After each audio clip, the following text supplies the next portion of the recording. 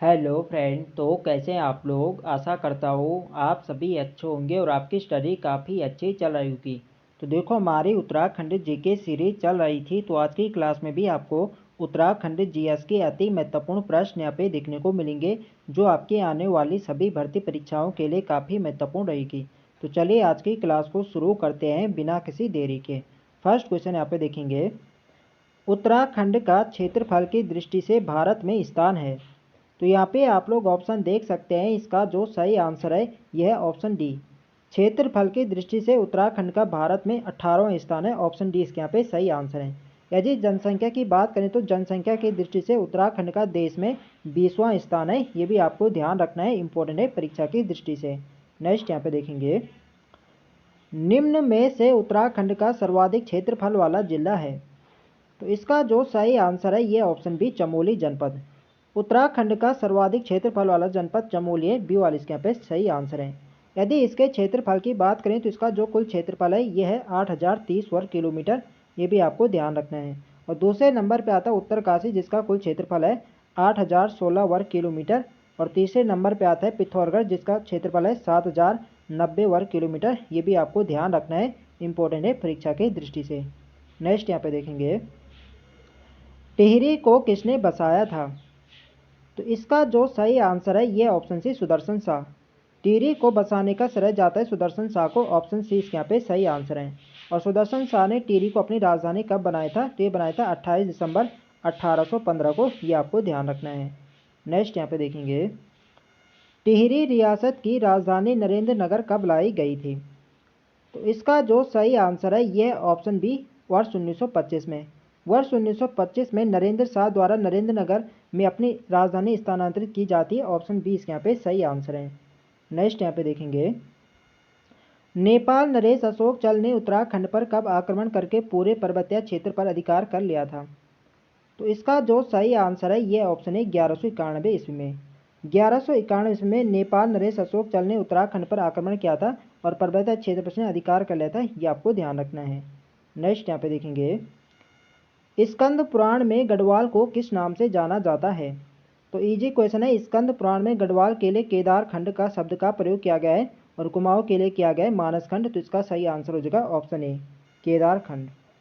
Next यहाँ पे देखेंगे, चंद्रसिंह गढ़वाली को अमरता प्रदान करने वाला पेशावर कांड कब हुआ था। तो देखो, जो पेशावर कांड की जो घटना होती है ये होती है 23 अप्रैल वर्ष 1930 को। तो इसका सही आंसर हो जाएगा ऑप्शन डी, 23 अप्रैल 1930 को। और पेशावर कांड का नायक हीरो किसे कहा जाता है, तो ये कहा जाता है वीर चंद्रसिंह गढ़वाली को। ये आपको ध्यान रखना है। और इसी घटना से प्रभावित हुए थे मोतीलाल नेहरू। इसीलिए मोतीलाल नेहरू ने 23 अप्रैल को संपूर्ण देश में गढ़वाल दिवस मनाने की घोषणा करी थी। ये भी आपको ध्यान रखना है, पूछा जाता है कि किसने संपूर्ण देश में गढ़वाल दिवस मनाने की घोषणा करी थी, तो ये करी थी मोतीलाल नेहरू ने। नेक्स्ट यहाँ पे देखेंगे, सरला बहन का मूल नाम क्या था। तो सरला बहन गांधी जी के विदेशी शिष्य थे, जो कि इंग्लैंड की मूल निवासी है। इनका जो मूल नाम था ये था कैथरीन हेलीमन। ऑप्शन ए इसके यहाँ पे सही आंसर है। नेक्स्ट यहाँ पे देखेंगे, एच डी देवगौड़ा ने उत्तराखंड राज्य की घोषणा लाल किले से कब की थी। तो एच डी देवगौड़ा ने उत्तराखंड राज्य की घोषणा लाल किले से ये करी थी 15 अगस्त 1996 को। ऑप्शन सी इसके यहाँ पे सही आंसर है। नेक्स्ट यहाँ पे देखेंगे, रूपकुंड ताल कहाँ स्थित है। तो रूपकुंड ताल आपके चमोली जनपद में, सी वाली इसके यहाँ पे सही आंसर है। नेक्स्ट यहाँ पे देखेंगे, निम्न में से किस स्थान पर गर्म स्रोत स्थित नहीं है। तो यहाँ पे आप लोग ऑप्शन देख सकते हैं, इसका जो सही आंसर है ये ऑप्शन डी, गंगोत्री। गंगोत्री में कोई भी यहाँ पे गर्म स्रोत यहाँ पे यानी गर्म कुंड यहाँ पे नहीं है। आप बाकी आपके बद्रीनाथ में भी गर्म कुंड है, यमुनोत्री में है और गौरी कुंड में है, गंगोत्री में नहीं है। ये आपको ध्यान रखना है। नेक्स्ट यहाँ पे देखेंगे, नौकुचिया ताल कहाँ स्थित है। तो नौकुचिया ताल नैनीताल जनपद में और यह उत्तराखंड की सबसे गहरी झील है। ये आपको ध्यान रखना है। यदि इसकी गहराई पूछी जाए तो इसकी गहराई है 40 मीटर। ये आपको ध्यान रखना है, पूछा जा सकता है। तो सही आंसर हो जाएगा ऑप्शन डी, नैनीताल। नेक्स्ट यहाँ पे देखेंगे, जनसंख्या की दृष्टि से उत्तराखंड का सबसे छोटा जनपद है। तो जनसंख्या की दृष्टि से जो उत्तराखंड का सबसे छोटा जनपद है वो है रुद्रप्रयाग। ऑप्शन बी इसके यहाँ पे सही आंसर हो जाएगा। और सर्वाधिक जनसंख्या वाला जनपद कौन सा है, तो सर्वाधिक जनसंख्या वाला जनपद है हरिद्वार। यदि क्षेत्रफल में पूछा जाए तो क्षेत्रफल में तो सबसे बड़ा जनपद चमोली है और सबसे छोटा जनपद है चंपावत। यह आपको ध्यान रखना है। नेक्स्ट यहाँ पे देखेंगे, चांदी किस जिले में पाई जाती है? तो चांदी पाई जाती है अल्मोड़ा जनपद में, ऑप्शन डी इसके यहाँ पे सही आंसर है। नेक्स्ट यहाँ पे देखेंगे, कागज उद्योग के लिए कौन सा जिला प्रसिद्ध है? तो कागज उद्योग के लिए प्रसिद्ध जनपद है आपका उधमसिंह नगर, ऑप्शन बी इसके यहाँ पे सही आंसर है।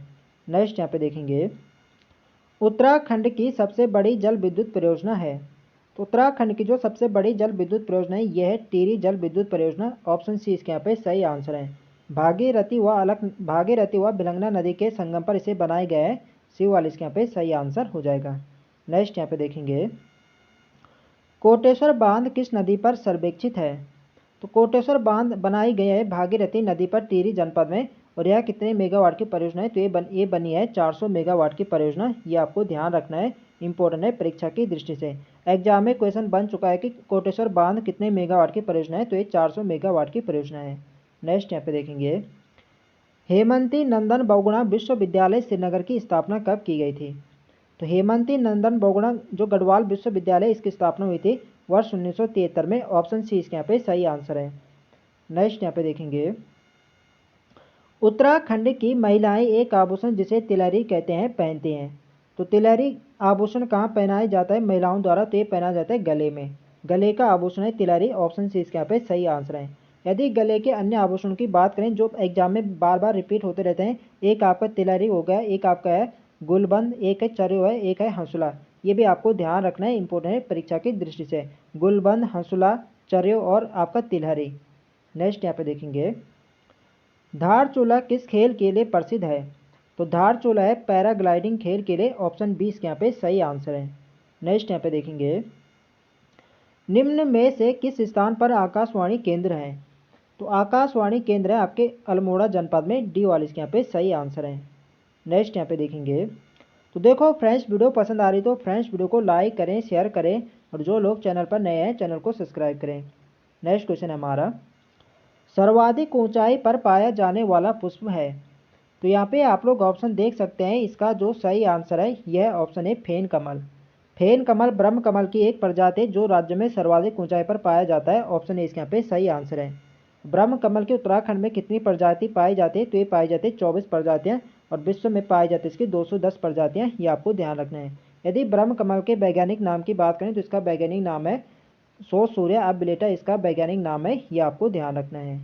नेक्स्ट यहाँ पे देखेंगे, गैरसैंण के समीप किस नदी का उद्गम स्थित है?